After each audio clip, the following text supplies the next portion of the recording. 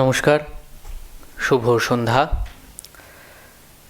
আজ মহামহোপাধ্যায় যোগেন্দ্রনাথ বেদান্ত তীর্থ ও মহামহোপাধ্যায় মধুসূদন বেদান্ত শাস্ত্রী এই দুই প্রবাদ প্রতিম মহাপুরুষের স্মরণে আয়োজিত এই সান্ধ্য সভা ইনস্টিটিউটের রীতি অনুযায়ী সর্বমান্য এই দুই মহামহোপাধ্যায় সম্পর্কে, তাদের জীবন সম্পর্কে সামান্য দু চারটি কথা।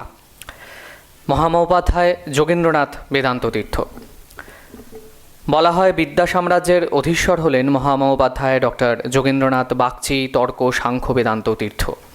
শুধু বেদান্তেরই অধ্যাপক নন, বাস্তবিক পক্ষে ভারতীয় দর্শনের সকল শাখায় ছিল তার স্বচ্ছন্দ বিচরণ।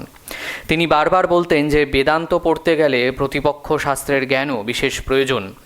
ময়মনসিংহের অন্তর্গত সুসঙ্গ রাজ্যের দুর্গাপুর গ্রামের গরিব ব্রাহ্মণ শ্রী জগৎচন্দ্র বাগচির পুত্র ছিলেন শ্রী যোগেন্দ্রনাথ। বাল্যকালেই গ্রামের গোপালনাথ তর্কতীর্থ মহাশয়ের কাছে তিনি ন্যায়শাস্ত্র অধ্যয়ন করেন। পরবর্তীকালে চণ্ডীদাস ন্যায় তর্কতীর্থ ও গুরুচরণ দর্শন তীর্থের কাছেও তিনি পাঠ গ্রহণ করেন। শ্রী যোগেন্দ্রনাথের বেদান্তের অধ্যাপক ছিলেন মহামহোপাধ্যায় লক্ষণ শাস্ত্রী দ্রাবিড়। কলকাতা সংস্কৃত কলেজে অধ্যাপনার কালে পরবর্তী যুগের বহু শ্রেষ্ঠ লব্ধ প্রতিষ্ঠিত ভারতীয় দর্শনের অধ্যাপক, গবেষক, এমনকি গ্রন্থকর্তা তাঁর ছাত্রকুলের মধ্যে ছিলেন। এদের মধ্যে অন্যতম কয়েকজন ডক্টর সাতকড়ি মুখোপাধ্যায়, দার্শনিক প্রবর গোপীনাথ ভট্টাচার্য, অধ্যাপক নলিনীকান্ত ব্রহ্ম, ডক্টর সুধেন্দু কুমার দাস, ডক্টর সদানন্দ ভাদুরী প্রমুখ। ডক্টর সাতকড়ি মুখোপাধ্যায় মহামহোপাধ্যায় শ্রী যোগেন্দ্রনাথকে গুরুজি বলে সম্বোধন করতেন। তিনি এও বলতেন যে মধুসূদন সরস্বতীর পরে 500 বৎসরের মধ্যে এমন পণ্ডিত আর আসেননি। পঠন পাঠনের কালে কখনো বই নিয়ে তিনি পড়াতেন না। ছাত্রছাত্রীদের পড়তে বলে তিনি নিজেই আপনা হতে কঠিন থেকে কঠিনতর বিষয়েরও প্রাঞ্জল ব্যাখ্যা করতেন। ছাত্রকুলের হাস্যমণ্ডিত মুখমণ্ডলী বুঝিয়ে দিত যে আলোচ্য বিষয়ের মর্মবাণী তারা অবগত হয়েছেন। তাঁর জীবনের 78 বৎসর পূর্ণ করার কয়েক মাস আগেই ইংরাজি 5ই মে 1960 খ্রিস্টাব্দে তিনি ব্রহ্মলীন হন। এই মহাজীবনের নামাঙ্কিত আজকের এই স্মারক বক্তৃতাটি তাঁরই সুযোগ্য প্রিয় ছাত্র স্বর্গীয় ডক্টর সীতানাথ গোস্বামীর পৃষ্ঠপোষকতায় আয়োজিত। মহামহোপাধ্যায় মধুসূদন বেদান্ত শাস্ত্রী। পরিব্রাজকাচার্য শ্রীমৎ মধুসূদন সরস্বতীর বংশে জন্মেছিলেন মহামহোপাধ্যায় মধুসূদন বেদান্ত শাস্ত্রী 10ই ডিসেম্বর 1918 খ্রিস্টাব্দে। বর্তমান বাংলাদেশের গোপালগঞ্জ মহকুমার কোটালীপাড়ার থানার উনশিয়া গ্রামে নিশিকান্ত চক্রবর্তী ও কাদম্বিনী দেবীর কনিষ্ঠ পুত্র মধুসূদন। মাত্র 8 বৎসর বয়সে পিতৃহীন হন এবং 9 বৎসর বয়সে মাতৃহীন। অনাথ বালক স্থানীয় বিদ্যালয়ের পাঠ শেষ করে কলাপ ব্যাকরণ পড়েন। তারপর অধুনা বাংলাদেশে থাকাকালীন কাব্যতীর্থ হন। 1939 খ্রিস্টাব্দে কলকাতায় আসেন ও নিজের কাকার কাছে তিনি শাস্ত্র পড়া শুরু করেন। 1941 খ্রিস্টাব্দে তারকেশ্বর মঠে 4 বৎসর বেদান্তের পাঠ গ্রহণ করেন। মঠে অধ্যাপক হিসাবে পেয়েছিলেন প্রখ্যাত আচার্য অমরেন্দ্র মোহন তর্কতীর্থ মহাশয়কে। তারকেশ্বর মঠে অধ্যাপক শরৎকমল ভট্টাচার্য ন্যায়তীর্থ মহাশয়ের কাছে ধর্মশাস্ত্র ও বেদান্ত পাঠ করেন। ন্যায় চর্চা করেছিলেন কলকাতা সংস্কৃত কলেজে। সেখানে শিক্ষক হিসেবে পেয়েছিলেন মহামহোপাধ্যায় কালীপদ তর্কাচার্য, উপেন্দ্র মোহন সাংখ্যতীর্থ, নিরঞ্জন স্বরূপ ব্রহ্মচারী, মহামহোপাধ্যায় যোগেন্দ্রনাথ সাংখ্য বেদান্ত তীর্থ প্রমুখকে। 1945 খ্রিস্টাব্দে তিনি কলকাতায় আসেন। কর্মজীবন শুরু করেন সহকারী গ্রন্থাগারিক হিসেবে সংস্কৃত সাহিত্য পরিষদে। পরের বছরেই যোগ দেন দৈনিক বসুমতী পত্রিকার প্রুফ রিডিং বিভাগে, এই শর্তে 12 মাস রাতের কাজ দিতে হবে। দিনের বেলা তিনি চাকরি করতে পারবেন না, কারণ তিনি সংস্কৃত সাহিত্য পরিষদ ছাড়ার কথা ভাবতে পারছেন না। পিতৃকুলের পেশা যজন যাজন ও গুরুগিরি না করলেও শিষ্য যজমানরাও ছাড়বেন না। কর্তৃপক্ষ তরুণ পণ্ডিতের এই আবদার মেনে নিয়েছিলেন।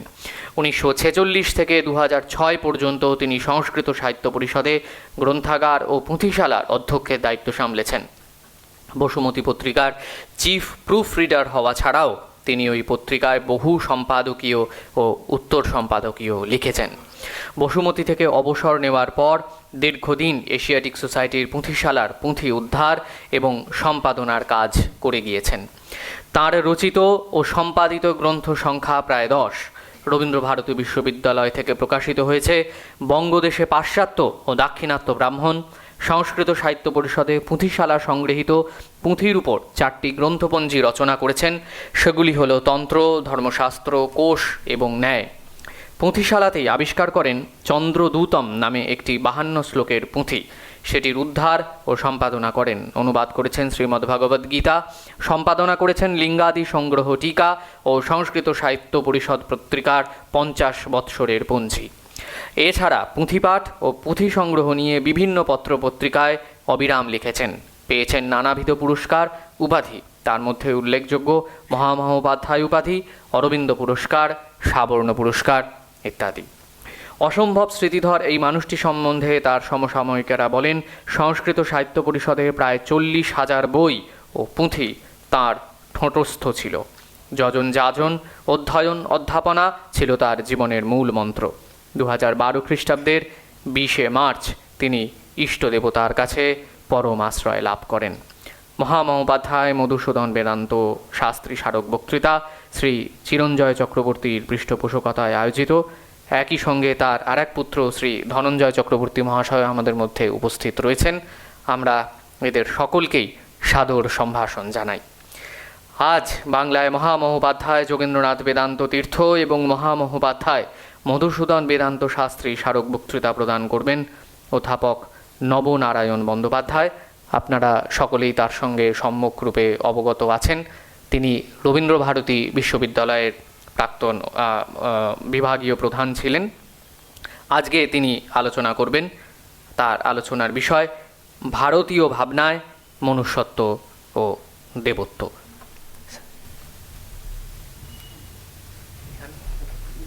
বসেও বলতে পারেন।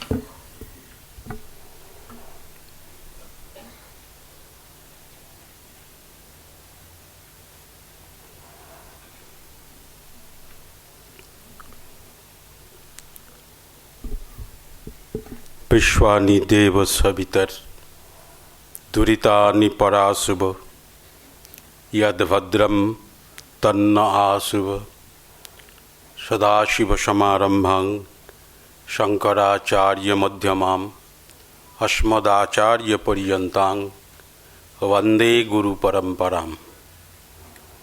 जननीं शारदां देवीं रामकृष्णं जगद्गुरुं पादपद्मे तयश्रित्वा प्रणमामि मुहुर्मुहुः। नमस्ते यतिराजाय विवेकानन्दसूरये सच्चित् सुखस्वरूपाय स्वामिने तापहारिणे।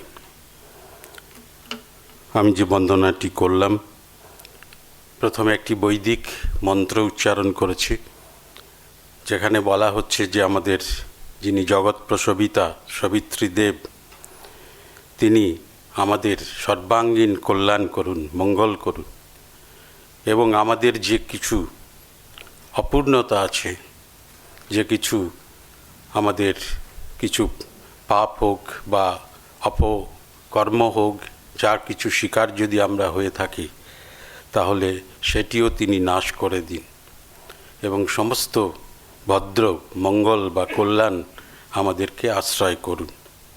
তারপরে আপনারা দেখেছেন যে আমরা গুরু বন্দনা করি, কারণ গুরুর কাছ থেকেই আমরা শিক্ষা গ্রহণ করি। সেই হিসেবে আমি একদম শঙ্করাচার্য এবং তার পূর্ববর্তী যে সমস্ত আচার্য এবং তার পরবর্তী যে সমস্ত আচার্য, যারা গুরুরূপে যাদের পেয়েছি, তাদের বন্দনা করেছি। এবং পরে আমাদের শ্রীরামকৃষ্ণ এবং শ্রীমা সারদা উদ্দেশ্যে প্রণাম নিবেদন করে স্বামীজির উদ্দেশ্যে শ্রদ্ধা এবং প্রণতি নিবেদন করেছি। আশা করি এদের সকলের আশীর্বাদ কৃপা আপনাদের ওপর বর্ষিত হবে এবং আপনারাও ভালো থাকবেন। আজকে আমাদের একটা অত্যন্ত আনন্দের দিন যে আমরা আজকে উপস্থিত হতে পেরেছি এই পবিত্র শিবানন্দ হলে। সেই জন্য আমি শিবানন্দ মহারাজের উদ্দেশ্য, তিনি সাক্ষাৎ শিষ্য ছিলেন শ্রীরামকৃষ্ণের, এবং তার উদ্দেশ্যেও আমি আমার প্রণাম নিবেদন করছি।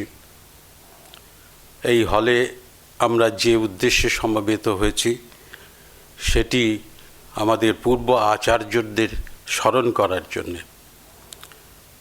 প্রখ্যাত যারা পণ্ডিত, যারা এই সংস্কৃত জগৎকে যারা সমৃদ্ধ করেছেন, তাদের অবদানের দ্বারা, তাদের বিদ্যা চর্চার দ্বারা সেই দুজন মহান পণ্ডিতকে আমরা স্মরণ করছি। সেই দুজন মহান পণ্ডিত হলেন অধ্যাপক যোগেন্দ্রনাথ সাংখ্য বেদান্ত তীর্থ এবং মহামহোপাধ্যায় মধুসূদন বেদান্ত শাস্ত্রী। আমরা বই পড়েছি যোগেন্দ্রনাথ সাংখ্য বেদান্ত তীর্থের, নাম শুনেছি। তিনি সংস্কৃত কলেজের অধ্যাপক ছিলেন, আমিও সংস্কৃত কলেজেরই ছাত্র। সেই হিসেবে আমারও পূর্ববর্তী তিনি আচার্য, এবং তিনি কলকাতা বিশ্ববিদ্যালয়ের সঙ্গেও যুক্ত ছিলেন। সেই জন্যে তিনি যে সংস্কৃত জগতে, বিশেষ করে দর্শন জগতে এবং দর্শন জগতের মধ্যে যে বেদান্ত সাংখ্য প্রভৃতি যে সমস্ত দর্শন, সেখানে তিনি অসামান্য অবদান রেখে গেছেন, এবং তার সমস্ত গুণী ছাত্র তারা তার অধীনে অধ্যয়ন করে তারা বিখ্যাত হয়েছেন। কিছু নাম আপনারা শুনেছেন, এবং যিনি দিয়েছেন আমাদের এই স্মারক বক্তৃতা আয়োজনের জন্য যে আর্থিক বা অন্যান্য দ্বারা সাহায্য করেছেন, তার মধ্যেও তার খুবই প্রিয় ছাত্র অধ্যাপক সীতানাথ গোস্বামী। তার অবদানে এটা সম্ভব হচ্ছে, পৃষ্ঠপোষকতায় এটা সম্ভব হচ্ছে। ওই জন্য আমি নিজেকে ধন্য মনে করছি যে তাঁকে স্মরণ করছি। আর একটি যে বিখ্যাত পণ্ডিত এবং আমাদের অত্যন্ত আমাদের শ্রদ্ধেয় এবং প্রিয়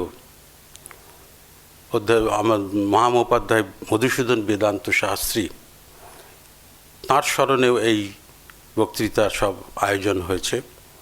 তিনিও, আমরা যখন সংস্কৃত কলেজ থেকে পড়াশুনো করে এবং কলকাতা বিশ্ববিদ্যালয় থেকে পাশ করে যখন সংস্কৃত সাহিত্য পরিষদ লাইব্রেরিতে গিয়ে পড়াশুনো করছি, তখন প্রথম যার সঙ্গেই দেখা হয় বা হয়েছে বা হয় সাধারণভাবে, তখন সবাই যার কাছ থেকে গিয়ে হাজির হতেন তিনিই ছিলেন এই মধুসূদন পণ্ডিত মশাই, এবং তিনিই প্রথম লাইব্রেরির সঙ্গে পরিচয় করে দিতেন।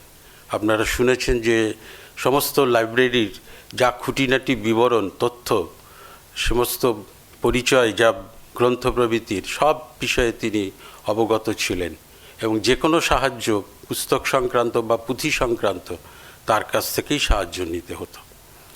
এবং তিনি প্রতিদিন আসতেন, একদম সেই রাত পর্যন্ত, মানে সন্ধ্যে 8টা পর্যন্ত থাকতেন। তারপরে তিনি দূরে বাড়ি যেতেন, সেই ক্যান্টনমেন্টটি ওই পর্যন্ত।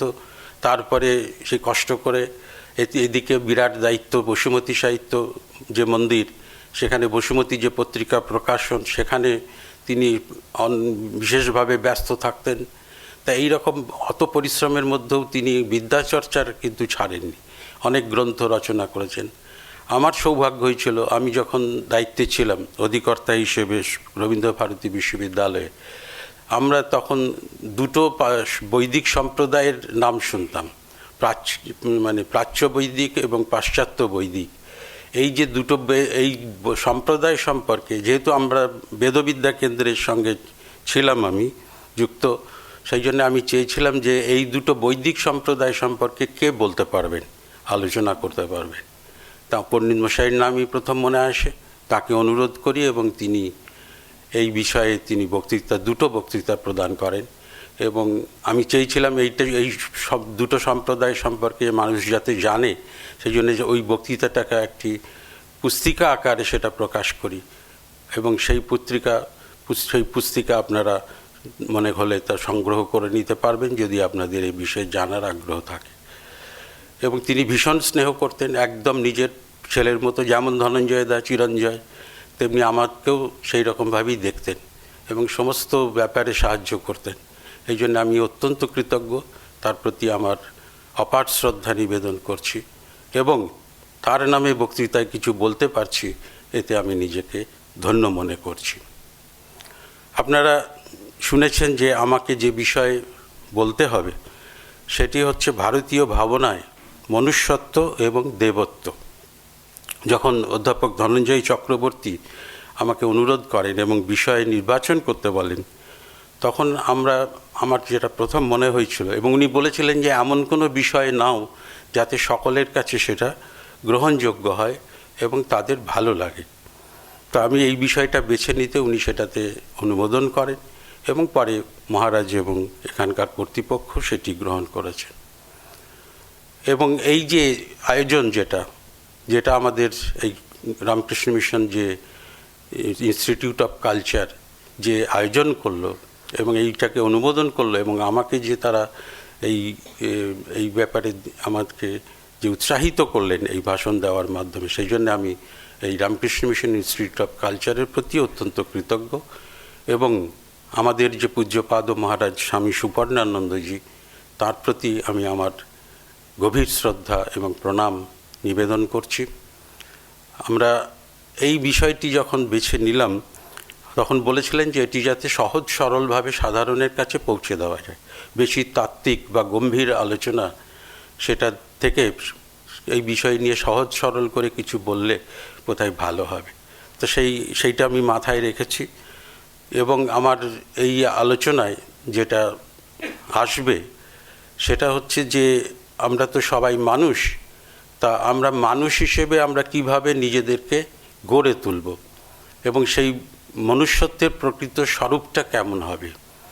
এবং আমাদের যে ভারতীয় যেহেতু ধারণায় বা ভাবনায় এইটা আমি আলোচনা করব, অবধারিতভাবেই আমার কাছে প্রাচীন ভারতের প্রাচীন শাস্ত্রে সংস্কৃত যে সাহিত্য নির্ভর যে সমস্ত শাস্ত্র, সেটাই আমার মাঝে মাঝে রেফারেন্স হিসেবে, উল্লেখ হিসেবে সেটা চলে আসবে। আমি অন্য যে পরবর্তীকালের যে সমস্ত সংস্কৃত শাস্ত্র বা সেগুলো বেশি আলোচনা করতে পারবো না, সময় যেহেতু নির্দিষ্ট। আর যেহেতু এই যে বিষয়ে আলোচনাটা আমাকে ভারতীয় মূলত প্রাচীন ভারতীয় আর প্রসঙ্গত আমার এখনকার যারা সব বিরাট মহাপুরুষ বা তাত্ত্বিক চিন্তক, তাদের কথা প্রসঙ্গত আসবে। সেটা আপনারা জানেন যে অবধারিতভাবেই রবীন্দ্রনাথের কথা আসবে, স্বামীজির কথা আসবে, ঠাকুর পরমহংসদেবের কথা আসবে, এবং সেটা প্রসঙ্গত আসবে। কিন্তু এইগুলো আমার সামগ্রিকভাবে সব আলোচনাটা এখানে করতে পারবো না, একটু নিজেকে কাটছাট করে যেটাকে ক্ষুদ্র ক্ষুদ্র যা চিন্তা আমার মনে হচ্ছে সেইটাই আমি আপনাদের সামনে বলবো। আমাদের তো আপনারা জানেন যে আমরা একটা বিশ্ব ব্রহ্মাণ্ডের মধ্যে আছি, একটা বিশ্ব জগৎ সৃষ্টি হয়েছে এবং এই সৃষ্টি সম্পর্কে যে আগ্রহ সেটা কিন্তু বহুকাল আগে থেকে। আমাদের যদি সবথেকে প্রাচীন, পৃথিবীর মধ্যে সবথেকে প্রাচীন যদি সাহিত্য গ্রন্থ বলতে হয় সেটা হচ্ছে ঋগ্বেদ সংহিতা। এবং সেই ঋগ্বেদ সংহিতায় দেখবেন এই যে মানুষ যখন ক্রমশ সভ্যতার পথে এগোচ্ছে, তাদের যখন বুদ্ধিবৃত্তি ক্রমশ উন্নত স্তরে যাচ্ছে, তারা বিভিন্নভাবে এই জগৎ এবং এই যে মানুষ জীব এইসব নিয়ে তারা যখন ভাবছেন, তখন তাদের মনে এই সৃষ্টি নিয়েও প্রশ্ন উঠেছিল। একটা বাক্য আছে, সেটা হচ্ছে যে কুত আজাতা কুত এং সৃষ্টি, বলে আমরা কোথা থেকে জন্মালাম আর এই যে বিচিত্র যে জগৎ, এ কোথা থেকে সৃষ্টি হলো। এই প্রশ্নটা কিন্তু আজকের নয়, একদম সেই অত প্রাচীন যে ঋগ্বেদ সংহিতা, সেখানেই এটা প্রকাশ হয়েছে। তখন তারা অন্যান্য সূক্তগুলো যেগুলো মন্ত্র এবং সূক্ত আছে ঋগ্বেদের, সেখানে যদি ঘাঁটি দেখব, তারা একটা তত্ত্বকে তারা দাঁড় করালেন এই সৃষ্টির পিছনে। সেটা হচ্ছে হিরণ্যগর্ভ। এই হিরণ্যগর্ভ যিনি পরে ব্রহ্মারূপে যিনি মানে সম্মান পেয়েছেন এবং যার নাম এই প্রসঙ্গে সৃষ্টিকর্তা হিসেবে যার নাম এসছে, তারই প্রাচীন একটি এবং যে ধারণা সেটা হচ্ছে হিরণ্যগর্ভ তত্ত্ব। মানে একটি বিশ্বব্রহ্মাণ্ড অণ্ড হিসেবে যেমন আমরা চিন্তা করি এই বিশ্বজগৎকে, এবং সেখানে হিরণ্য হচ্ছে স্বর্ণ, সেই স্বর্ণ যে তার গর্ভে যে অবস্থান করছে, সে আসলে এই স্বর্ণ হচ্ছে সেই বীজ যেটা আমাদের সৃষ্টি সেখান থেকে উৎপন্ন হয়। তা সেটিতে একটি দেবতা কল্পনা করা হয়েছে। দেবতা বলতে কি বুঝি আমি পরের স্তরে আসব। প্রথম মানুষ সম্পর্কে আলোচনা করার পরে দেবতার স্বরূপ বৈশিষ্ট্যগুলো আসবে, তারপরে মানুষ এবং দেবতার মধ্যে কি সম্পর্ক, সেইটা আমি পরের স্তরে এসে আমার বক্তব্য শেষ করব। এবং তারা দেখালেন যে সৃষ্টি যে হচ্ছে, এখানে যে হিরণ্যগর্ভ থেকে আমাদের যে হিরণ্যগর্ভ সমবর্ততা আগ্রে, এই হচ্ছে প্রথম ওই হিরণ্যগর্ভ যে সূক্ত তার আরম্ভ। এবং সেক্ষেত্রে তারা বলছেন যে এই যে বিশ্বজগৎ যে সৃষ্টি হয়েছে, এই জগতের মধ্যে যে সত্য এবং ঋত, এই দুটো ধর্ম এখানে রয়েছে। এটা একটা যেটা হচ্ছে আমাদের মানে মানসিক দিক থেকে যে শৃঙ্খলা এবং পরস্পরের মধ্যে যে গভীর সম্পর্ক, সেইটাকে তারা একদম তারা বলছেন যে এটা হচ্ছে এই যে বিশ্বব্রহ্মাণ্ড যে ধ্বংস হচ্ছে না, পরস্পরের প্রতি যে সম্বন্ধযুক্ত যে আকর্ষণ, এগুলো সবই এই যে চলছে একটা নির্দিষ্ট নিয়ম মেনে যে চলছে, এইটাকেই এই যে এই মানসিক সত্যটাকেই তারা ঋত শব্দের দ্বারা বোঝাচ্ছেন। এইটা ঋগ্বেদের একটা খুব বড় একটা ধারণা, উচ্চ ধারণা ঋত। আর সত্য তো আপনারা জানি, যেটা বাচিক এবং অন্যান্য যা কিছু আমাদের মধ্যে যেটাকে আমরা মেনে চলি এবং আমরা যেটা অনুসরণ করি, এবং সমস্ত কিছুর মধ্যে যেটা নিহিত, সত্যে সব কিছু নিহিত। এই জন্য বিশ্বব্রহ্মাণ্ডের সব কিছু সত্যে নিহিত, এই জন্য সেই সত্য ভাবনাটাও আছে। তাই সৃষ্টির স্তরে তারা বলছেন যে প্রথম ঋতঞ্চ এবং সত্যঞ্চ, এটাই অভিদ্যাত, এটাই প্রকাশিত হয়েছিল। আর কি বলছেন, আমরা সব কিছুই যে সৃষ্টি হয় একটা কালের মধ্যে হয়, কালকে অনুসরণ করে হয়। এই কালের দুটো যে আমাদের যে সূচক এবং যে আমাদের যেটা মান্য হিসেবে যেটাকে আমরা দেখি যে যেভাবে আবর্তিত হচ্ছে কাল, সেইটার থেকে তো আমরা বিশেষভাবে এটাকে গণনা করি সূর্য আর চন্দ্রের অবস্থান থেকে। এই জন্য সৃষ্টি তত্ত্বের মধ্যে সূর্য আর চন্দ্রমা তাকেও অন্তর্গত করা হয়েছে। বলছেন আমাদের এই যে সৃষ্টি হয়েছে, সেই সূর্য চন্দ্রের যে যে সময়ে যেভাবে সে নিয়ন্ত্রিত হচ্ছে তাকে অনুসরণ করে। সূর্যা চন্দ্রমসৌ ধাতা যথা পূর্বম অকল্পায়াত, সেইভাবেই সেটা সৃষ্টি হয়েছে। এবং এই যে সৃষ্টিটা হয়েছে পৃথিবীর ক্ষেত্রে আমরা যদি দেখি, এবং অন্যান্য বিশ্বব্রহ্মাণ্ডেও তার স্বরূপ মিলবে, সেটা হচ্ছে এই জগৎটা পঞ্চভূতাত্মক জগৎ। আপনারা পঞ্চভূত যেটা জানেন, যে ক্ষিতি অপ তেজ মরুদ বোম ইত্যাদি, সেগুলোর তত্ত্বে আমি তো যাব না, কারণ আমার অন্য প্রসঙ্গ আসতে হবে।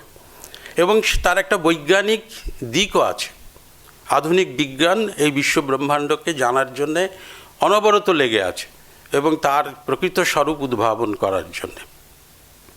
সেক্ষেত্রে এই যে পঞ্চভূত থেকে এবং যে জীবের যে উৎপত্তি, অন্যান্য জিনিস যেগুলো জীব ভিন্ন, যেগুলো জড় যেগুলো, সেগুলো তো তৈরি হয়েছে নানা রকম, আপনারা জানেন জল থেকে শুরু করে তারপরে জড় পদার্থ যা কিছু হয়েছে।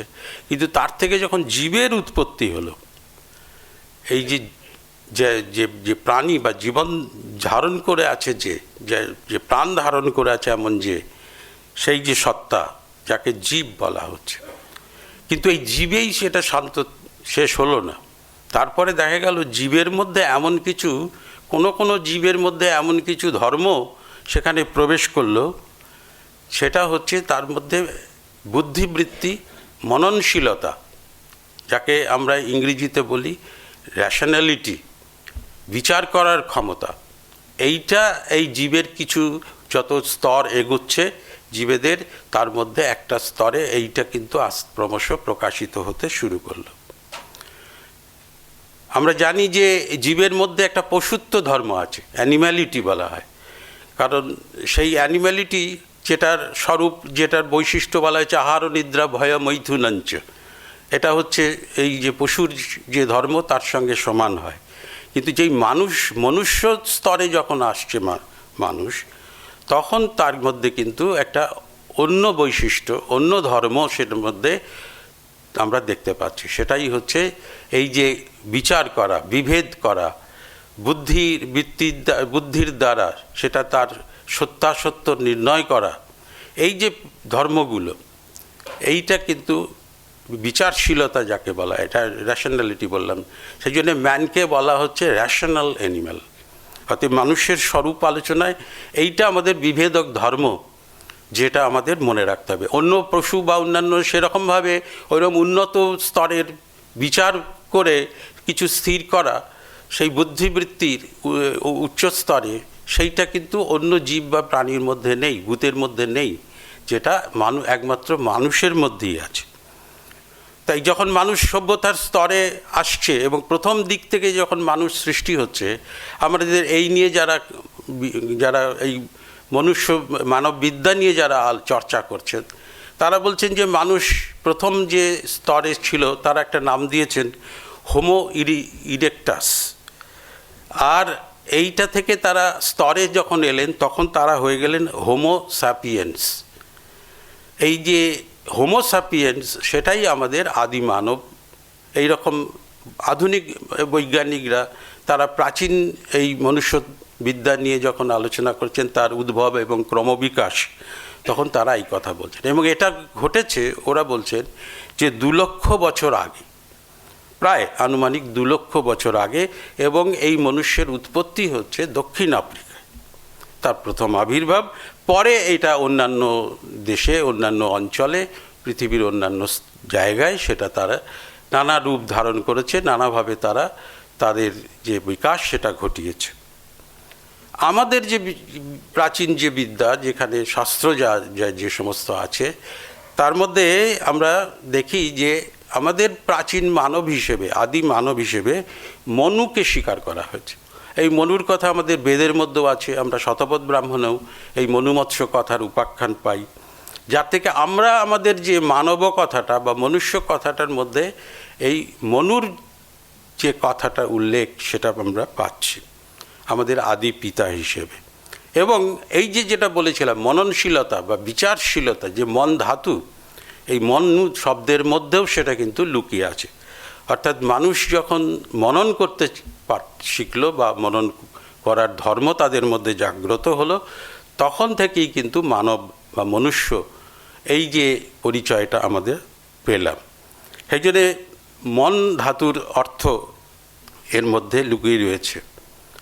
এবং সেক্ষেত্রে আমরা যে একটা শ্লোক প্রায় মনে রোলে, যে জীব যে বেঁচে আছে, জীবকে যে মনুষ্য যে স্তর থেকে উন্নত স্তরের যে মানুষ হিসেবে যাদের আমরা পাচ্ছি, সেই জীবের জীবত্ব হচ্ছে মননের দ্বারাই, মননেন হি জীবতি। তো আমরা যে আমাদের মধ্যে জীবত্ব আছে, যে পশুত্ব আছে, এগুলো আমাদের অন্যান্য পশু জীবের মধ্যে যেমন আছে, মানুষের মধ্যেও আছে।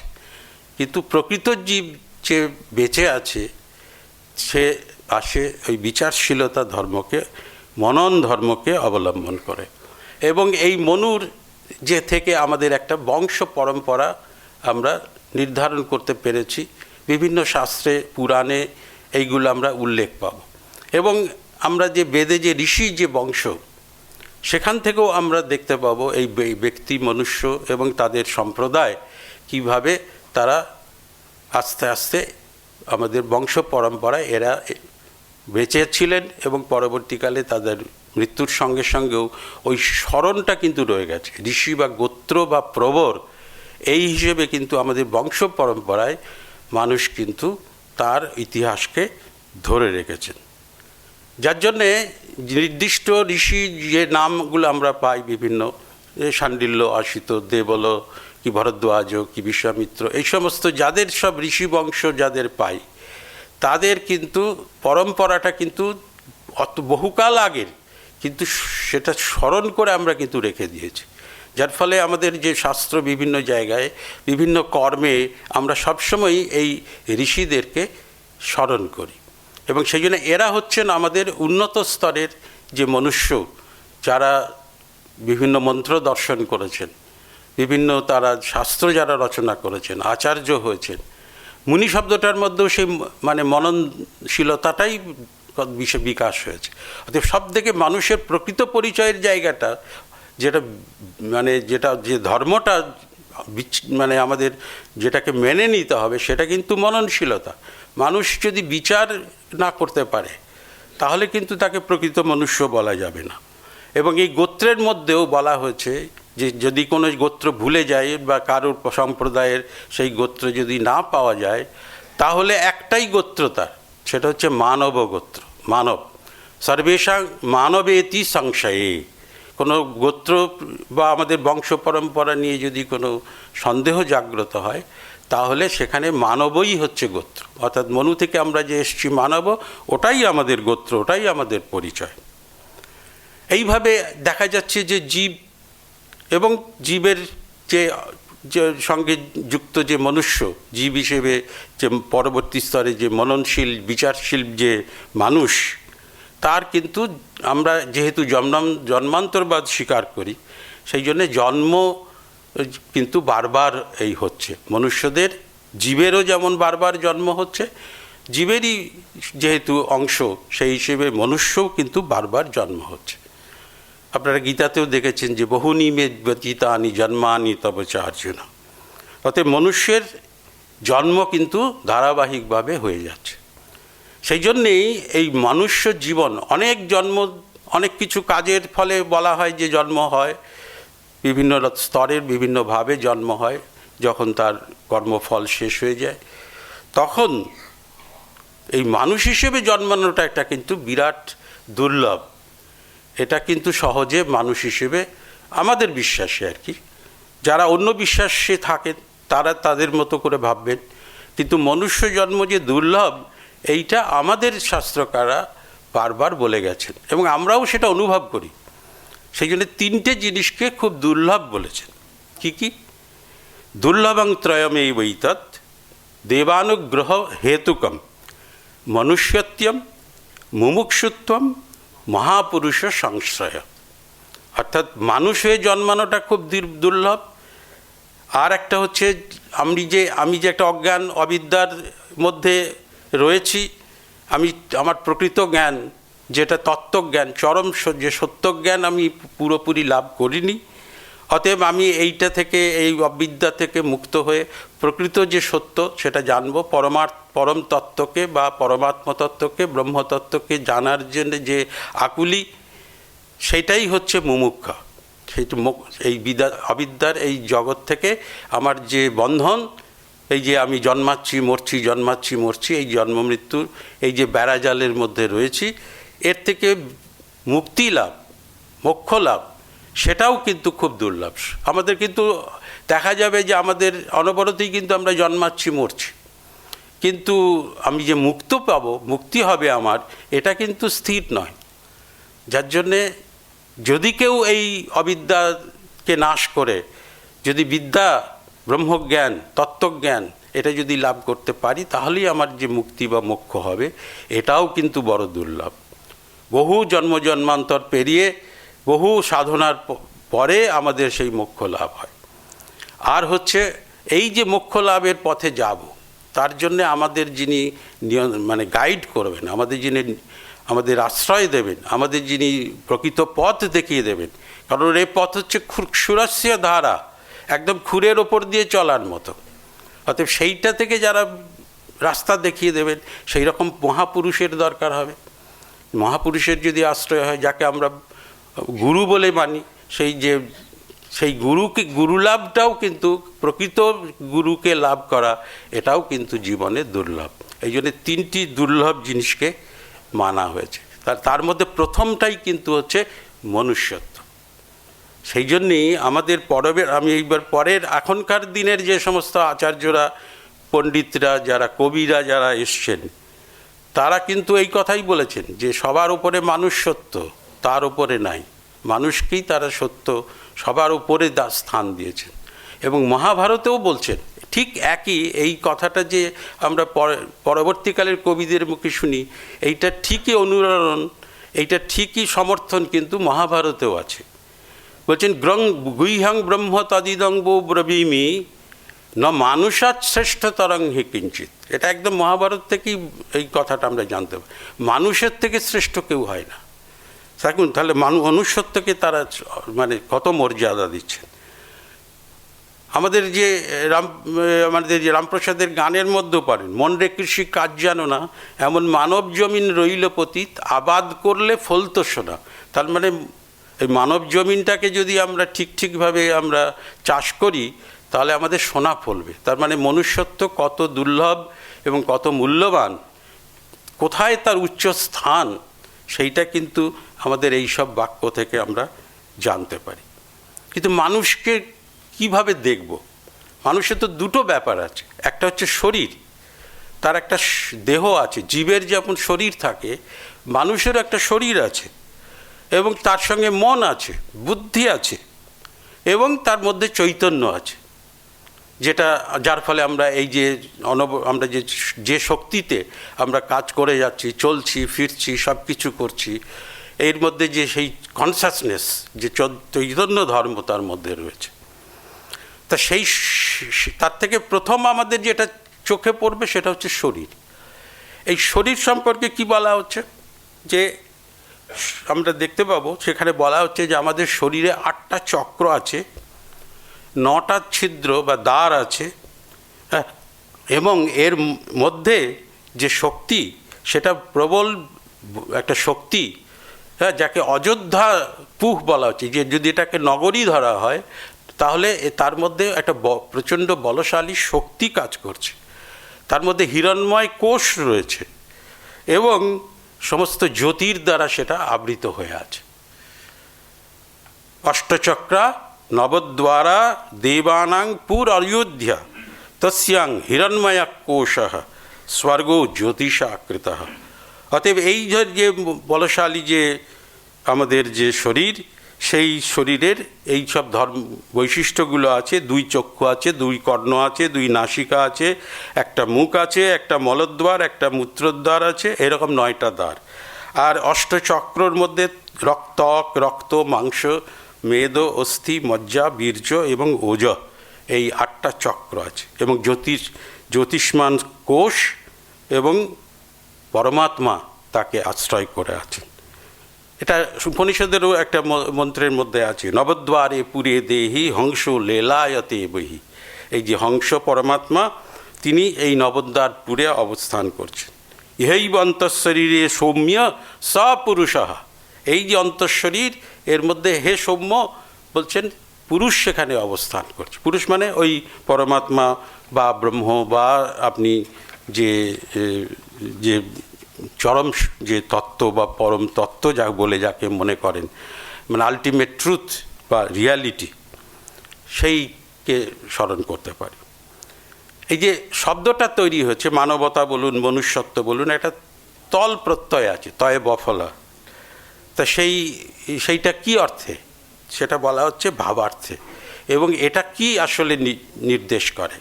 একটা সামান্য বা জাতিকে আমরা এটা বোঝাই, যেটা মানে এক জিনিস নিত্য, যেটা অনেকের মধ্যে, যেটা যে ধর্মকে আমরা দেখতে পাই, একা অনিত্যম একম অনেকানুগতম, তাকেই আমরা সামান্য বা জাতি বলে থাকি। যেমন গরুকে যদি আমরা, অনেক গরুর মধ্যে কি ধর্ম আছে যদি খুঁজি, তার সামান্য বা জাতি কি, সেখানে বলবো আমরা গোত্র। তেমনি মনুষ্য হিসেবে আমাদের এই যে সামান্য বা জাতি হিসেবে মনুষ্যত্ব বা মানবতা, এই কথাটা আমরা পাই। আমরা ইংরেজিতে এটাকে হিউম্যানিটি বলি।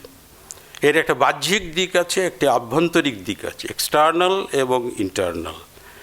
এটা একটা কোয়ান্টিটির দিক থেকে, এটা যেমন প্রাণীর মতো যেমন প্রচুর বহু সংখ্যায় পাওয়া যায়, তেমনি মনুষ্যও প্রচুর জন্মাচ্ছে। হ্যাঁ, এবং প্রাণীর মতোই সেই মানে অহন্যহনি ভূতানি গচ্ছন্তি যম মন্দিরম, মানুষ জন্মাচ্ছে মরছে। আর তার ভিতরের যদি দিক দেখি, অন্তরের দিক, তাহলে তার মধ্যে যে গুণগুলো, মনুষ্য সুলভ যে গুণগুলো, সেগুলো অবস্থান করে। এবং তখন মানুষ তার মধ্যে যে চৈতন্য শক্তি জাগ্রত থাকে, সেই কনসাসনেস, সেটা তাকে সব সময়ের জন্যে অন্যর থেকে আলাদা করে। যার জন্যে একটা ঠাকুরের কথা মনে পড়বে যে মানুষকে তিনি বলছেন মানহুষ। এই যে সব কিছুর মধ্যে যে আমি মাননীয়, আমি যে অন্য কিছু সবার থেকে আলাদা, আমার মধ্যে ওই যে মননশীলতা আছে, আমার মধ্যে এমন কিছু দুর্লভ বা সূক্ষ্ম তাৎপর্যপূর্ণ কিছু গুণাবলী আমি অর্জন করেছি, যার জন্যে আমি দিব্য, ডিভাইন। এই যে ভাবনাটা মানুষের মধ্যে একমাত্র আমরা সেটাকে পেতে পারি। এই দিক থেকে এর একটা কোয়ালিটেটিভ বা ভ্যালু বেসড একটা কিছু থিওরি বা একটা কনসেপ্ট বা চিন্তা তার মধ্যে আমরা মানুষের মধ্যে দেখব। এইরকম এইটা একটা সাধারণ একটা মানুষের স্বরূপ কথাটা আমি অতি সংক্ষেপে আলোচনা করলাম। যেহেতু আমার আরেকটা অংশ আছে দেবত্ব, ওই জন্য আমি দেবত্বে চলে আসছি। দেবত্বর দেব শব্দটা দীপ ধাতু থেকে নিষ্পন্ন। দীপ কথাটা উজ্জ্বল, দীপ্ত, এই রকম অর্থে এটা ব্যবহার হয়। নিরুক্তকার এইটাই বলেছে, দোতনাদ, দীপনাদ, এই রকমভাবে দীপ শব্দটাকে যোগ করেছেন। এবং এর উদ্দেশ্যে যেহেতু দান ইত্যাদি করা হয়, সেই হিসেবে তাদেরকে দানাত কথাটাও ব্যবহার করেছেন। আর এর যেহেতু এটা যে মানে আমাদের উচ্চ স্তরে অবস্থান করে এই ধরনের যারা অগ্রসর যে মানুষরা, সেটাও তিনি স্বীকার করেছেন। যার জন্যে এই দেবত্বর শব্দটার মধ্যে একটা ডিভিনিটি বা সাবলিমিটি, উজ্জ্বলতা, দীপ্ততা, যার জন্য আমাদের মাঝে মাঝে দেখবেন বৌদ্ধ ধর্মের মধ্যে হচ্ছে আত্মদীপও ভব। এই নিজেকে, আত্মাকে, মনুষ্যকে, শরীরকে বা মনুষ্য যে জীবনকে বলছেন তুমি দীপের মতো হও, উজ্জ্বল হও। তা সেই যে দেবত্ব, সেই ধারণাটা এই উজ্জ্বলতা, এই দীপ্ততার মধ্যে রয়ে গেছে। এবং এখানে যে আমরা দেখব যে প্রকৃত যখন তত্ত্বে চলে যাব, এইটা থেকে সাধারণ এই যে দীপ্ততা, যে অর্থটা কি, এটা আসলে মানুষকে এটা একটা দিব্য প্রকাশ, যেটা মানুষের মধ্যে যেটা ছিল সেইটারই থেকে সেটা একটা আরও উচ্চ স্তরে উন্নত একটা ভাবনার মধ্যে, উজ্জ্বলতার মধ্যে, দীপ্ততার মধ্যে যে তত্ত্বটা এসে যাচ্ছে, সেটা হচ্ছে পরবর্তীকালে যেটা পরমাত্মা ব্রহ্ম হিসেবে যেটাকে আমরা বুঝি।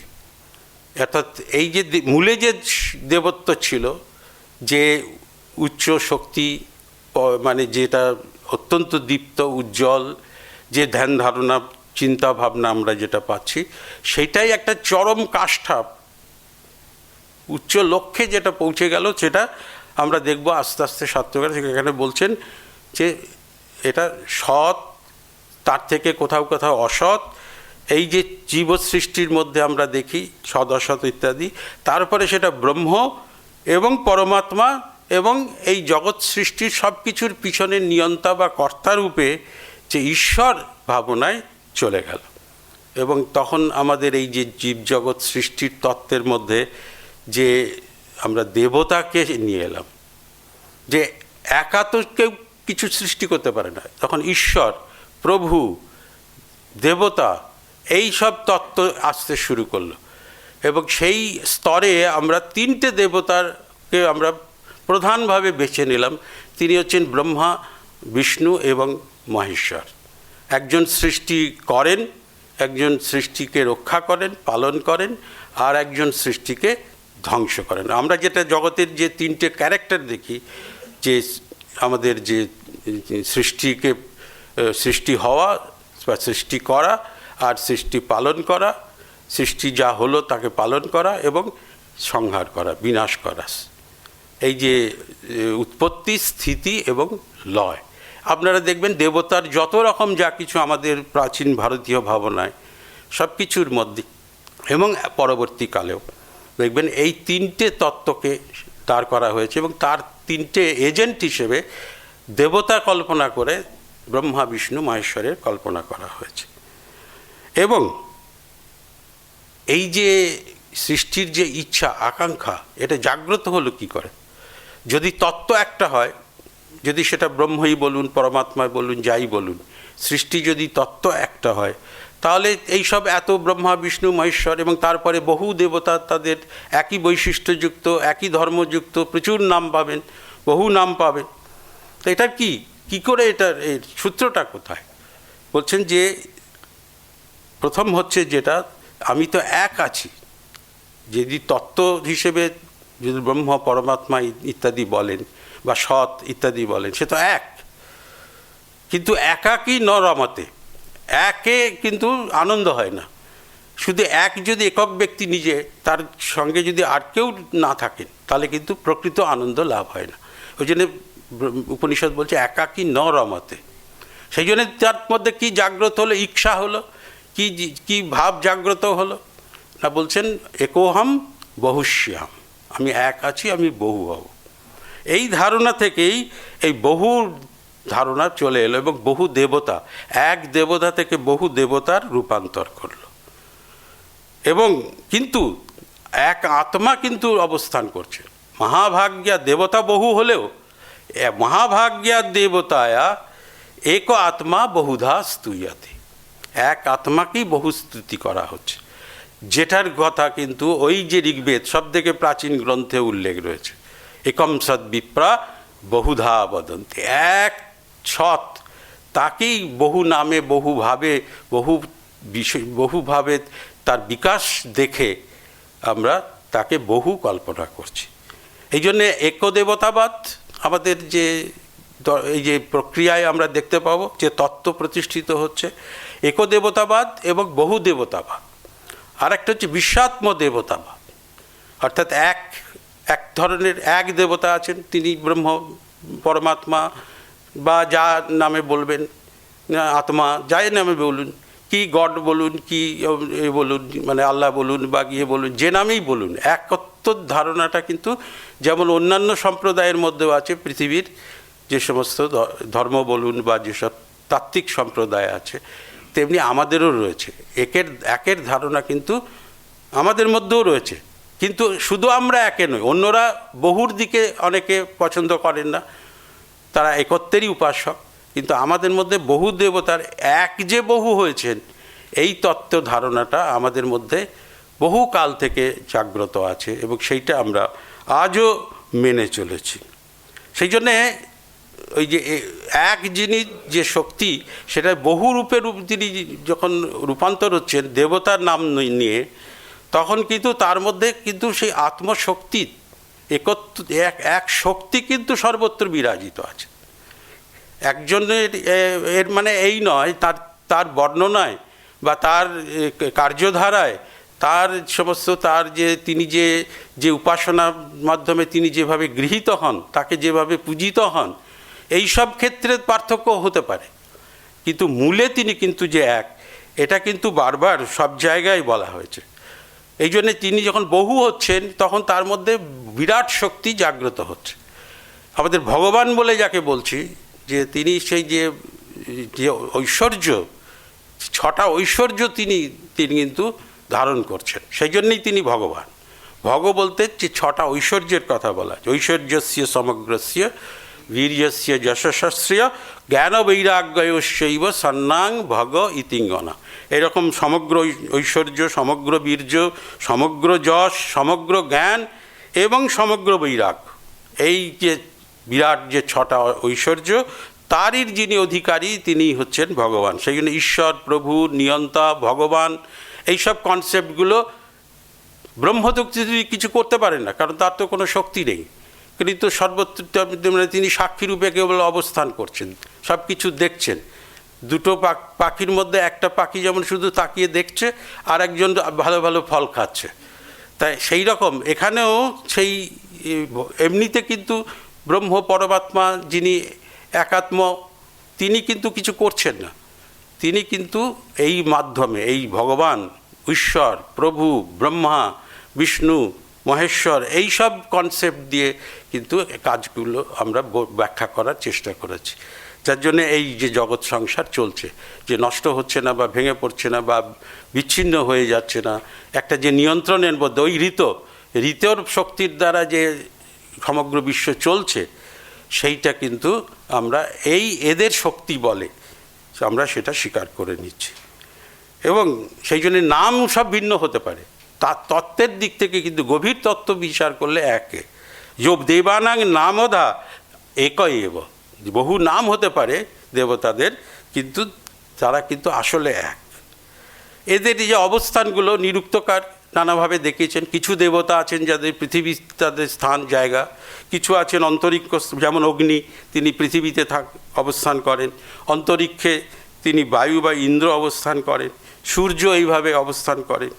সেই জন্যে এই যে দেবতারা তারা বহু স্থানে, বহুভাবে, বহু জায়গায় তারা অবস্থান করে। এই যে দেবতারা, তাদের উদ্দেশ্যেই আমরা কিন্তু কি করি, আমাদের যে দ্রব্য, প্রিয় দ্রব্য, সেগুলো অর্পণ করি। যেমন অগ্নি দেবতার উদ্দেশ্যে আমরা বিভিন্ন ঘৃত প্রভৃতি জিনিস দিই, কোনো সময় পুরোরাস দিই, হ্যাঁ, এবং কোনো সময় সোমলতার রস দিই। এইগুলো যে দিই দেবতাদের উদ্দেশ্যে দিই, কারণ আমরা আমাদের প্রিয় যে দ্রব্যগুলো, সেগুলো আমাদের যিনি, যাকে আমি পরম তত্ত্ব বা পরম শক্তি বা যিনি দেবতা বলে যাকে মেনে নিয়েছি, তার উদ্দেশ্যে এগুলো আমরা অর্পণ করি। সেই জন্যে আমাদের, এবং তার দ্বারা কি হয়, আমাদের বিভিন্ন কামনা পূরণ হয়। আমাদের মনের মধ্যে অনেক কিছু, মানুষ হিসেবে অনেক কিছু চাওয়া পাওয়া আছে, সেইগুলোকে আমরা পূরণ করি। সেই জন্যে আমাদের পদ্ধতি কি, এদের এই কামনা পূরণের জন্য যাগ বা হোম ইত্যাদি করা, যেটা বৈদিক যুগ থেকে চলে আসছে। পরবর্তীকালে সেগুলো পূজায় রূপান্তরিত হয়েছে। এবং এইভাবে যে আমাদের যে ইষ্ট যিনি, আমার যিনি প্রিয় যিনি, তার কাছ থেকে আমার যেটা প্রিয় ইষ্ট, সেটা তাকে দান করব, এবং তিনি খুশি হয়ে আমায় তিনি দান করবেন, আমার কামনা পূরণ করবেন। এইটা দেবতার সঙ্গে মানুষের সম্বন্ধের মধ্যে খুব ওতপ্রোতভাবে জড়িত আছে। কিন্তু বেদের সময় কোনো প্রতিমা ছিল না। বেদের সময়ে সবসময় যেটা অগ্নিতে আহুতির মাধ্যমে কিন্তু সমস্ত কর্মগুলো পরিচালিত হতো। কোনো সামনে কোনো দেবতা মূর্তি ছিল না, যেটা পরবর্তীকালে পুরাণ, স্মৃতি, তন্ত্র এর মধ্যে সেটা পরবর্তীকালে এলো। কারণ যজ্ঞ যে, সেটার যারা উপাসক, যারা এটা প্রবর্তক বা যারা এটা অনুসরণ করছেন, তারা যে দেখছেন যে কেবল আহুতি বা কর্মের মাধ্যমে আমি দেবতাকে বুঝতে পারছি না, তার তত্ত্ব শক্তি, তার স্বরূপ আমি বুঝতে পারছি না। আমার ইষ্টসিদ্ধি হচ্ছে বটে, আমার কামনা পূরণ হচ্ছে, কিন্তু আমি তার প্রকৃত স্বরূপটা অনুধাবন করতে পারছি না। তখন তারা প্রতীক হিসেবে কিছু গ্রহণ করলেন, উপাসনা, যেটা বেদের আরণ্যক অংশের মধ্যে রহস্যবিদ্যা বা প্রতীক উপাসনা হিসেবে আছে। সেই প্রতীকটাই পরবর্তীকালে পুরাণ যুগে এবং তন্ত্র যুগে সেটা মূর্তি হিসেবে কল্পনা করা শুরু হলো। কারণ সাধক যিনি ওই তত্ত্ব অনুসন্ধান করছেন, যিনি চরম স্তরে যেতে চাইছেন, উন্নত স্তরে যেতে চাইছেন, তিনি দেখছেন যে এমনি ওই শুধু আহুতি আর অনুষ্ঠান করে, কর্ম করেই আমার এইগুলো সব পুরো আমার ইষ্টলাভ হচ্ছে না। অতএব আমাকে এমন একটা উপাসনা পদ্ধতির মধ্যে যেতে হবে, যেটা আমি ফিল করতে পারবো, আমি অনুভব করতে পারবো, আমি বুঝতে পারবো যাকে, ঈশ্বরকে একটা রূপের মাধ্যমে। হ্যাঁ, তার তো নাম এবং রূপ তিনি ধারণ করেন। অতএব সেই হিসেবে তার পথ দিয়েই যদি আমি দেখি, তাহলে আমি সাধক হিসেবে হয়তো আমি নিচের স্তরে আছি, আমি উন্নত স্তরে যেতে পারবো। সেই জন্যে বলা হয়েছে যে এই যে রূপকল্পনা, এটা সাধক আনাম হিতার্থায়, যারা সাধক উপাসক তাদের মঙ্গলের জন্যে, তাদের যাতে তারা যে অবস্থায় আছেন তার থেকে উন্নত স্তরে যত উঠতে পারবেন, ততই তাদের মঙ্গল। সেই জন্যে বলা হয়, যখন পূজা বা ইত্যাদিতে ওইগুলো কিন্তু ইনজেক্ট করা আছে, ওগুলো কিন্তু ভিতরে বলা আছে, আমরা অনেক সময় অনুভব করি না। বলছেন যে দেব ভূত্বা দেবং যজেত, আমাকে নিজে দেব হতে হবে, হয়ে আমি দেবতাকে অর্চনা করব, পুজো করব। আমি যখন দেখবেন, যখন মানসোপচার বা ইত্যাদি যখন যে অনুষ্ঠানগুলো করতে হয়, তখন বলা থাকে যে বিভিন্ন ন্যাস বা ইত্যাদি যখন করতে হয় তখন বলা হয় যে নিজেকে দেবতা চিন্তা করবেন, আত্মানম দেবতাময়ং বিচিন্তায়েত, নিজেকে দেবতা হিসেবে গ্রহণ করবেন। এই জন্যে দেবতা হচ্ছেন আমার যার যেটা প্রিয় মনে হচ্ছে তিনিই আমার দেবতা, এবং সেই প্রিয়কেই আমি দেবতা হিসেবে আমি গ্রহণ করব।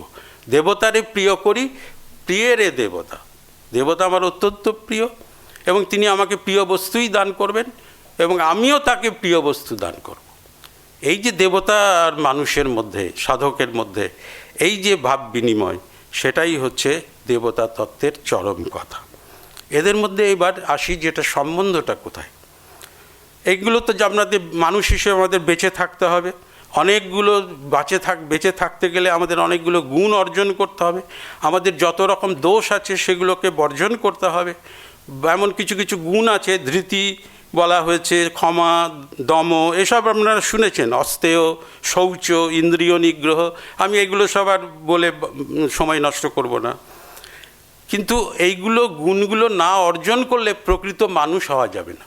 কারণ আমি যদি দোষটাকেই বেশি করে আমি আমার আচরণের মধ্যে, জীবনচর্যার মধ্যে যদি নিয়ে আসি, তাহলে আমার সেই প্রকৃত যে মনুষ্য হিসেবে আমার যে আবির্ভাব এবং আমার এই জীবন যাপন করা, চর্চা করা, সেটা কিন্তু সার্থক হবে না। সেটা কিন্তু আপনি আমাদের এবং নিজের যখন সার্থক না হলে পরেরটাও কিন্তু আমি তাকে বাধা দেব। আমার দোষকে যদি বড় করে ধরি, আমার খারাপ গুণগুলোকে যদি আমি জীবনের মধ্যে আসি এবং সেইগুলো পালন করি, তাহলে অপরের ক্ষতি সাধন করা হবে। তাহলে আমি মানুষ হয়ে আরেক মানুষকে ক্ষতি সাধন করব। এই জন্য ধর্মের স্বরূপে মহাভারতে আরেকটাও সুন্দর কথা আছে যে শ্রীয়তাম ধর্ম সর্বস্বম শ্রুত্বা চাপ্যবধার্যতাম আত্মন প্রতিকূলানি পরেশাং ন সমাচরে।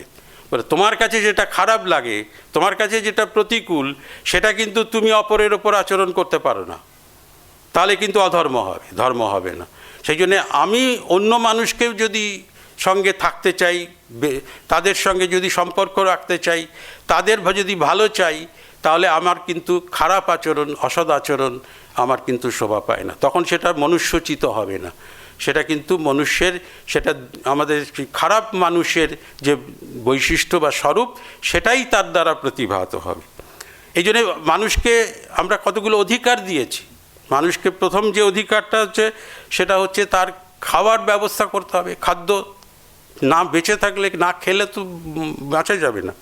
বস্ত্র, আমাদের যে লজ্জা নিবারণের জন্যে, আমাদের শরীর রক্ষার জন্যে, শীত গ্রীষ্ম ইত্যাদি ঋতু প্রত্যেক থেকে আমাকে বাঁচার জন্যে বস্ত্র আমাকে ধারণ করতে হবে।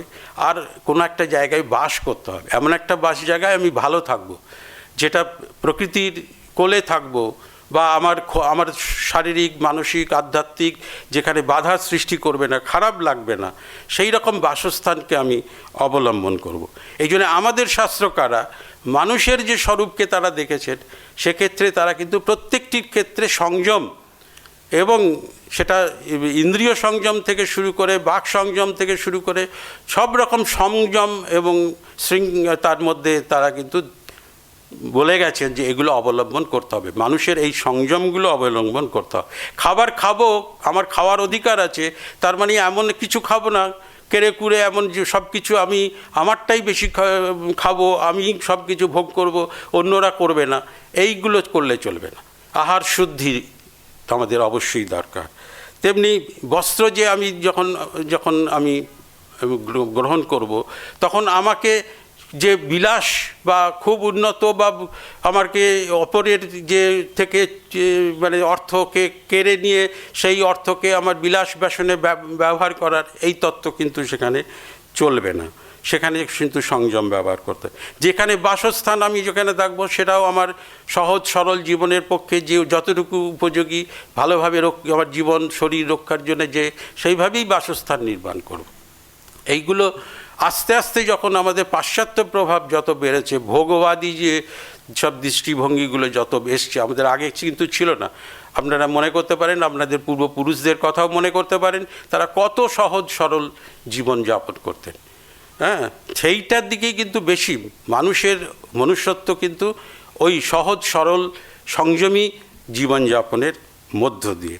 এই জন্য এইগুলো কিন্তু আমাদের পালন করতে হবে যদি আমরা প্রকৃত মানুষ হতে চাই। আমাদের শিক্ষার অধিকার দিতে হবে, মানুষকে শিক্ষিত হতে হবে, বিদ্যা অর্জন করতে হবে। জ্ঞানকে এখানে খুব গুরুত্ব দেওয়া আছে। নহি মানে জ্ঞানেন সদৃশং পবিত্রম ইহ বিদ্যা, জ্ঞানের থেকে পবিত্র আর কিছু হয় না। সেই জন্য সেগুলো আমাদের, তার জন্যে যেগুলো জ্ঞান অর্জন করা মানেই কতকগুলো কুসংস্কার, কতকগুলো মানে যেগুলো গ্রহণযোগ্য নয়, অযৌক্তিক, এই ধরনের জ্ঞানগুলোকেই কিন্তু মোটেই উৎসাহ দেওয়া হয়নি। এখানে বলা হয়েছে যে যদি আপনাকে জ্ঞান অর্জন করতে হয় সেটা যুক্তিভিত্তিক হতে হবে। শাস্ত্র পড়েও মূর্খ হয়, শাস্ত্রান্নধীত্যাপি ভবন্তি মূর্খা, কারণ তারা যুক্তির পথে হাঁটে না, তারা অযৌক্তিক, অবৈজ্ঞানিক এই সমস্ত জিনিসকে তারা শিখে বা সেইগুলো বুঝে, সেগুলো মানে ঠিকমতো না বুঝে সেগুলো আমাদের কিন্তু চালু করার চেষ্টা করা হয়। এখানে শিক্ষার অধিকারে বলা হচ্ছে মানুষকে যে সে কিন্তু প্রকৃত যে শিক্ষা জ্ঞান সেটাই কিন্তু সে অর্জন করবে, সেটাই সে নেবে। তার জন্য যে যে মূল্যবোধ সেগুলো কিন্তু শিক্ষা গ্রহণ করতে হবে। আমাদের মূল্যবোধের শিক্ষা হারিয়ে ফেলছে। আমাদের শাস্ত্রকাররা, আচার্যরা কিন্তু সেদিকে আমাদের সত্যংবদ, ধর্মাংচর, এইসব বহু মূল্যবান কথা সব বলে গেছে।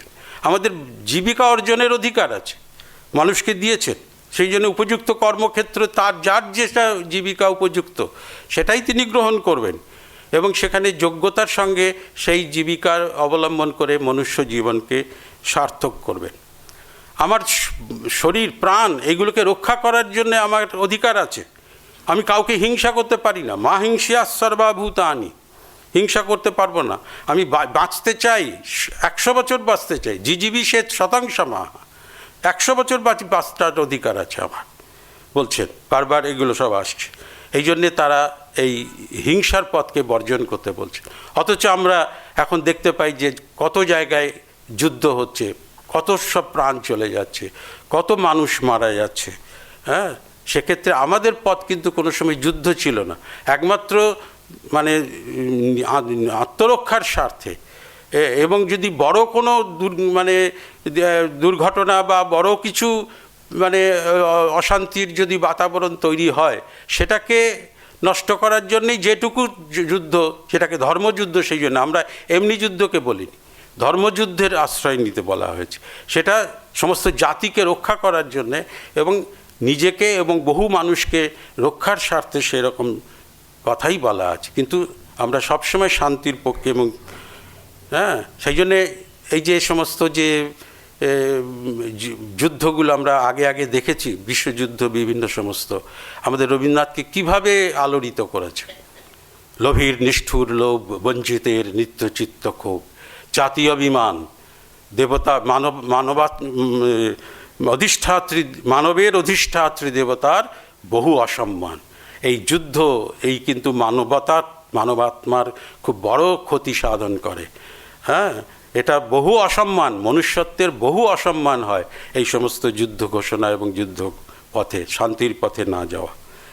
এবং সবথেকে বড় কথা যে এরা যে অধিকার যদি দেওয়া হয় তাহলে তার কর্তব্যও পালন করতে হয়। যেমন মনুষ্যের তার যে ধর্ম, নিজের যে কর্তব্য সেটা কিন্তু পালন করতে হবে। আজকে যে বিশ্বের যে সমস্যা, যদি প্রত্যেকটা মানুষ নিজের কাজটুকু শুধু করে, বেশি কিছু করতে হবে না, নিজের কাজটুকু যদি করে তাহলেই কিন্তু জগতের বহু সমস্যা নষ্ট হয়ে যায়। আমরা কিন্তু নিজের কাজ না করে অপরের কাজের সমালোচনা করি, নিজের যে দায়িত্ব সেটা পালন করি না।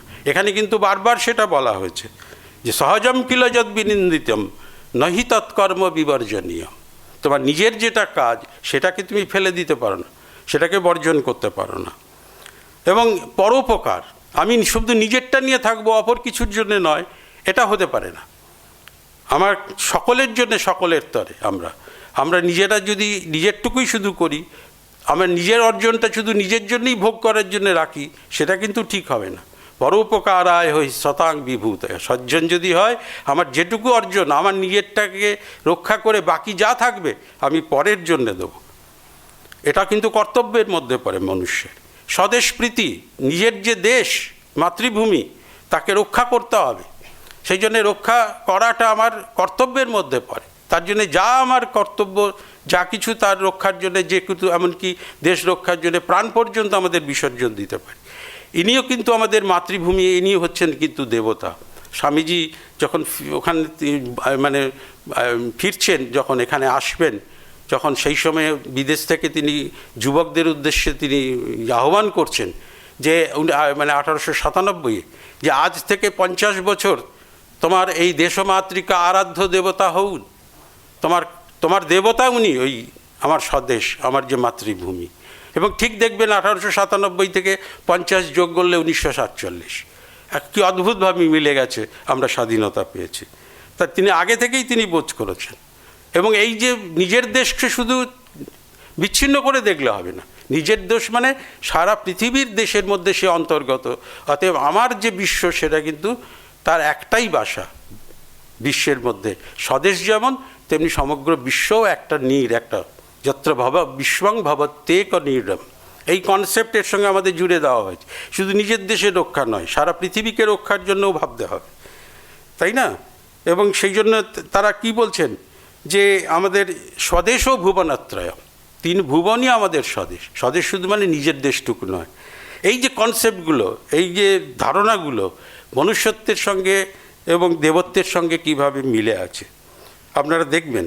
সকলের মধ্যে বন্ধুত্ব ভাব, মৈত্রী ভাব, এটা বারবার আমাদের বেদের মধ্যে আছে। মিত্রস্য মা চক্ষুষা সর্বাণি ভূতানি সমীক্ষ্যন্তা, সব মিত্রভাবে দেখবে।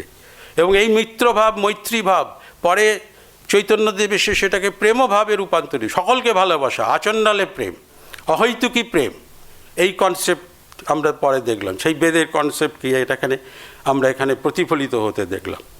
সাংমনস্য, একটা সুন্দর শব্দ, সমান মন।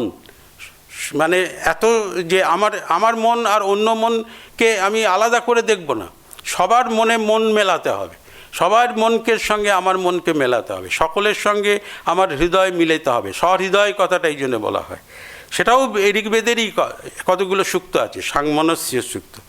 সহৃদয়ম সাংমনস্যম অবিদ্বেষম কৃণৌমিব, পরস্পরের মধ্যে বিদ্বেষ চলবে না, এইরকম হিংসা বা ক্ষোভ, দুঃখ, এই সমস্ত বজায় রাখলে চলবে না, পরস্পরকে ভালোবাসতে হবে।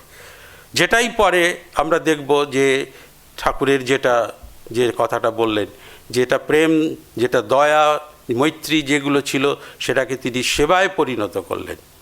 এই কনসেপ্টটা যেটা শুনে স্বামীজি বললেন, এটা জগৎকে শোনাতে হবে যে জীবের যে সেবা করা, হ্যাঁ, এই যে ভাবটা, সেটা কিন্তু ওই সমান মন থেকেই, সমান হৃদয় থেকেই হয়, তা না হলে হয় না।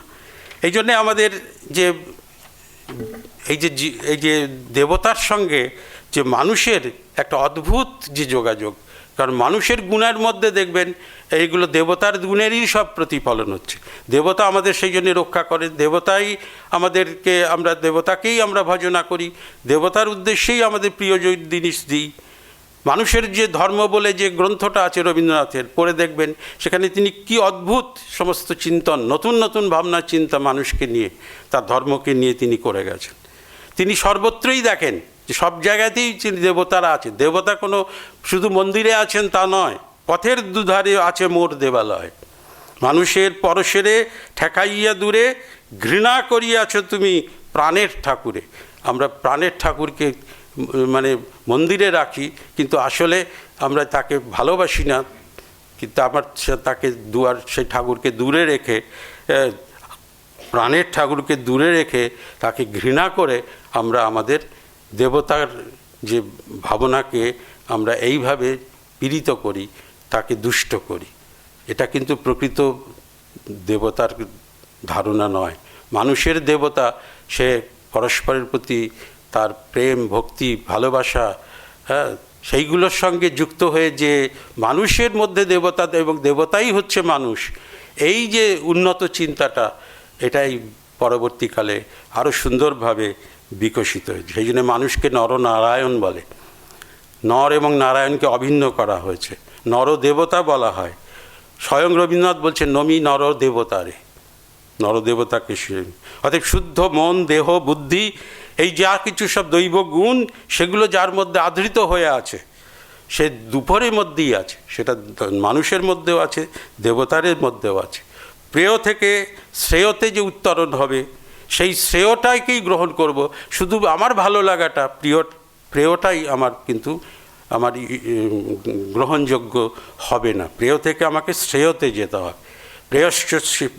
শ্রেয়শ্চ প্রেয়শ্চ মনুষ্যমেত তৌ সম্পরিত্য বিবিনক্তি ধীর শ্রেয়সো হি ধীর অভিপ্রেয়সো বিনীতে প্রেয় মন্দ যোগক্ষমাদ।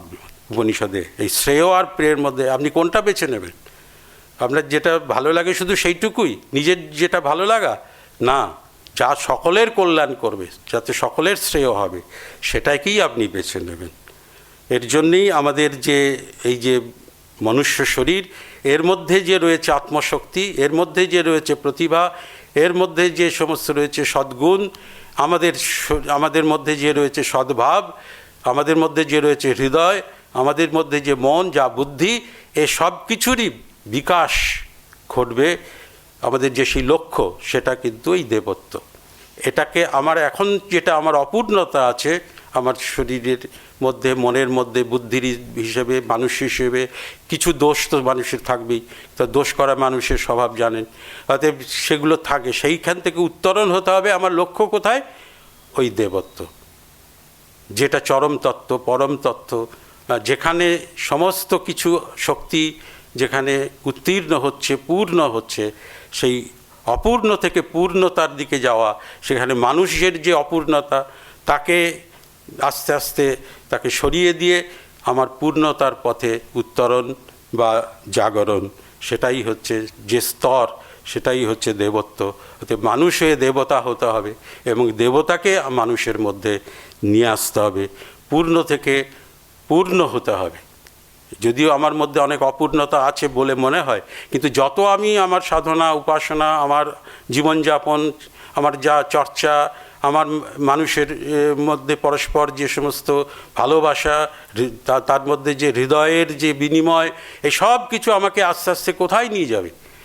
ওই যে যেটাকে আদর্শ বলে মেনেছি, দেবত্ব, যার কথা আগে বললাম, সেইখানে আমাকে নিয়ে যাবে।